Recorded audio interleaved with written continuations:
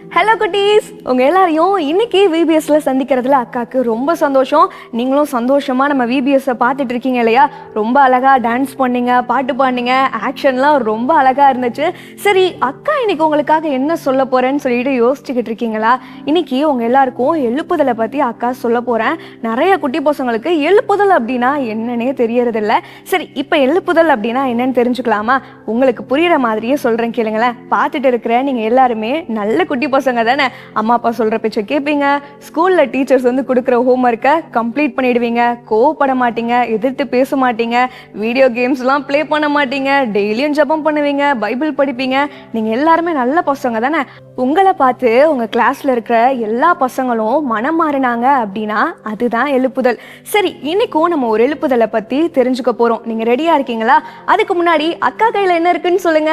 பாருங்க, எல்லா குட்டி பசங்களும் கரெக்டா சொல்லிட்டீங்க. பைபிள் இருக்கு. உங்க கையிலயும் பைபிள் இருக்கு தானே? ரொம்ப அழகா நீங்களும் எடுத்து காட்டுறீங்க, என்கிட்டயும் பைபிள் இருக்குன்னு சொல்லிட்டு. சரி, இந்த பைபிள் உங்க கைக்கு எப்படி வந்துச்சு யோசிச்சு பாக்குறீங்களா?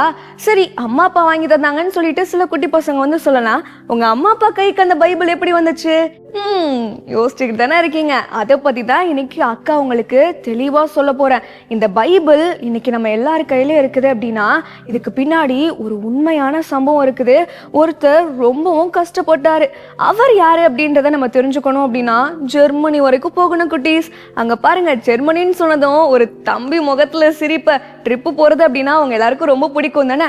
எனக்கும் உங்களை மாதிரி ரொம்ப பிடிக்கும். சரி, நம்ம ஜெர்மனி போயிட்டு திரும்பவும் விபிஎஸ் வரலாமா? ஓகே குட்டீஸ், வாங்க நம்ம எல்லாரும் ஜெர்மனி போய் என்ன நடந்துச்சு அப்படின்றத தெரிஞ்சுக்கலாம். குட்டீஸ், இப்போ நம்ம எல்லாரும் எங்க இருக்கிறோம்னு தெரியுமா? 1682 1682 இந்த இயர்ல ஜூலை 10ஆம் தேதியில பல்ஸ்னட்ஸ் அப்படின்ற ஒரு ஊர்ல சீகன் பால் பிறந்தாரு. சீகன் பால் சின்ன பையனா உங்களை மாதிரி இருக்கும்போதே அவங்க அம்மா சீகன் பால்க்கு நிறையா பைபிள்ல இருந்து வசனம்லாம் சொல்லி கொடுத்தாங்க. அதனால நம்ம சீகன் பால்க்கு ஒரு ஆசை, என்ன மாதிரியே நிறைய பேர் இந்த வசனத்தை தெரிஞ்சு வச்சுக்கணும் அப்படின்னு சொல்லிட்டு.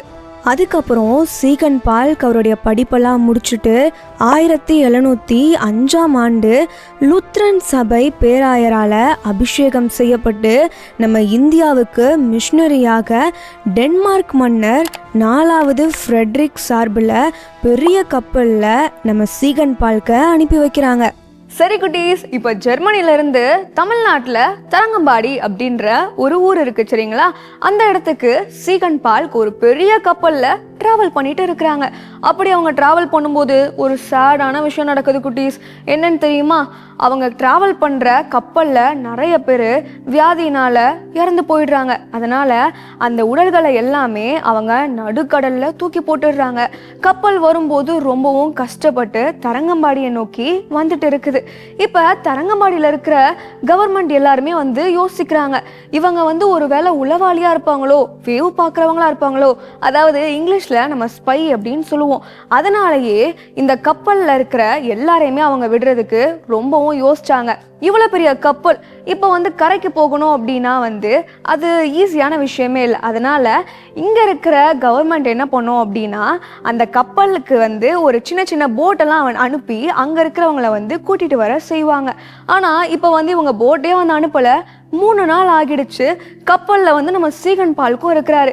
இப்ப சீகன் பால் அந்த தரங்கம்பாடிக்குள்ள போனாங்களா இல்லையா, தரங்கம்பாடி கவர்மெண்ட் போட்டை அனுப்புனாங்களா இல்லையா அப்படின்றத நம்ம தெரிஞ்சுக்கலாமா? வந்தவங்களை ஊருக்குள்ளே விடுறதுக்கு ரொம்பவும் யோசிச்சாங்க. கடைசியில் 3 நாள் ஆனதுக்கப்புறம் தரங்கம்பாடியிலேருந்து சில போட்ஸ் எல்லாம் கப்பலுக்கு அனுப்பி நம்ம சீகன் பால்க்கு எப்படியோ ஊருக்குள்ளே வந்துட்டாங்க. அப்படி இறங்கின உடனே இங்கே இருக்கிற தமிழ் மக்களை பார்த்ததும் நம்ம சீகன் பால்க்கு தமிழ் மொழியை கற்றுக்கணும்னு சொல்லிட்டு ஆசை வந்துச்சு. அதனால் என்ன தெரியுமா பண்ணாங்க? 5000 தமிழ் வார்த்தைகளை மனப்பாடம் பண்ணாங்க. அது மட்டும் இல்லை குட்டீஸ், நம்ம எல்லாருமே தமிழ் மொழியை ஸ்லேட்டில் தானே எழுதி படிச்சிருப்போம். ஆனால் நம்ம சீகன் பால் கடற்கரை மணலில் தமிழ் வார்த்தைகளை எழுதி படித்தாங்க. இப்படி நம்ம தமிழ் மொழியை நல்லா கற்றுக்கிட்டாங்க. இதெல்லாம் எதுக்காக தெரியுமா? நமக்காக தான் குட்டீஸ். நம்ம பேசுகிற மொழியில் ஏசுப்பாவுடைய வசனத்தை நம்ம எல்லாருமே தெரிஞ்சுக்கணும்னு சொல்லிட்டு 1708ஆம் ஆண்டு அக்டோபர் 17ஆம் தேதி புதிய ஏற்பாடு பைபிளை நம்ம பேசுகிற தமிழ் மொழியில் டிரான்ஸ்லேட் பண்ண ஸ்டார்ட் பண்ணாங்க குட்டீஸ். இந்த புதிய ஏற்பாட்டை டிரான்ஸ்லேட் பண்ணுறதுக்கு எவ்வளோ நாள் ஆணுச்சு தெரியுமா குட்டீஸ்? ரொம்ப நாள் ஆனதுக்கப்புறம் நம்ம மொழியில் 1711 வருஷத்தில் மார்ச் மாதம் 31 நம்ம பேசுகிற தமிழ் மொழியில் புதிய ஏற்பாடு டிரான்ஸ்லேட் பண்ணி முடித்தாங்க. இன்னொரு விஷயம் தெரியுமா உங்களுக்கு? நம்ம இந்தியாவில் ஃபஸ்ட்டு நம்ம பேசுகிற தமிழ் மொழியில் டிரான்ஸ்லேட் பண்ண புக் என்னன்னு தெரியுமா? பைபிள் தான். சரி, இப்போ நம்ம கதையை கண்டினியூ பண்ணலாம். இப்போ நம்ம சீகன் பால் புதிய ஏற்பாடு பைபிளில் தமிழ் வார்த்தைகளை கண்டுபிடிச்சி டிரான்ஸ்லேட்லாம் பண்ணிட்டாங்க. ஆனால் இப்போ அச்சு அடிக்கணும்ல, பிரிண்ட் பண்ணணும்ல. இப்போ அதுக்கு நமக்கு அச்சு எந்திரம் தேவை, அச்சு எழுத்துக்கள் தேவை. இப்போ என்ன பண்ணியிருப்பாங்க? அதை பற்றி தான் நான் உங்களுக்கு சொல்ல போகிறேன்.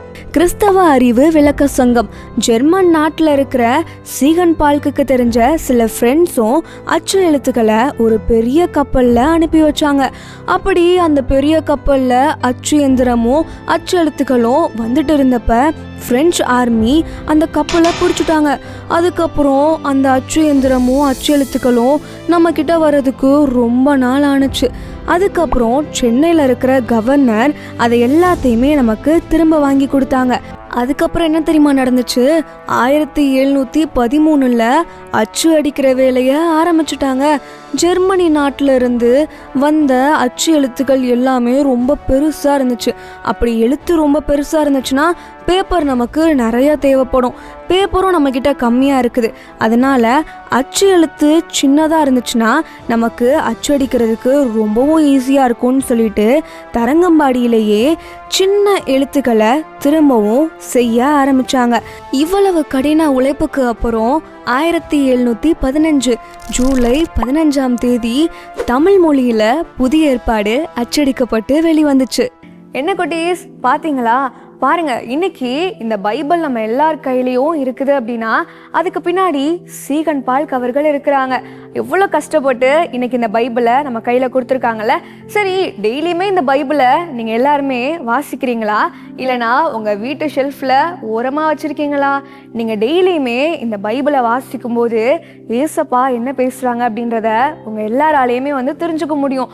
அப்படி ஒருவேளை நீங்கள் வாசிக்காமல் விட்டுட்டீங்கன்னா பிசாசு பேச ஆரம்பிச்சிடுவான். பிசாசு இருக்கான் பார்த்தீங்களா, அவனுக்கு நீங்கள் நல்ல பிள்ளைங்களா இருக்கிறது பிடிக்கவே பிடிக்காது. அதனால நீங்கள் டெய்லியுமே இந்த பைபிளை வாசிக்கும் போது ஏசப்பா சொல்கிறத கேட்டு உங்களால் நல்ல பிள்ளைகளாக இருக்க முடியும். நீங்கள் நல்ல பிள்ளைகளாக இருந்தீங்க அப்படின்னா உங்கள் கிளாஸில் இருக்கிற எல்லாருமே நல்ல பிள்ளைகளாக மாறிடுவாங்க. ஸோ இன்னைக்கு உங்களுக்காக அக்கா வசன எழுப்புதலை பற்றி சொன்னேன் இல்லையா? நாளைக்கு இன்னொரு எழுப்புதலில் உங்களை நான் சந்திக்கிறேன். Until then, bye from Sherlyn.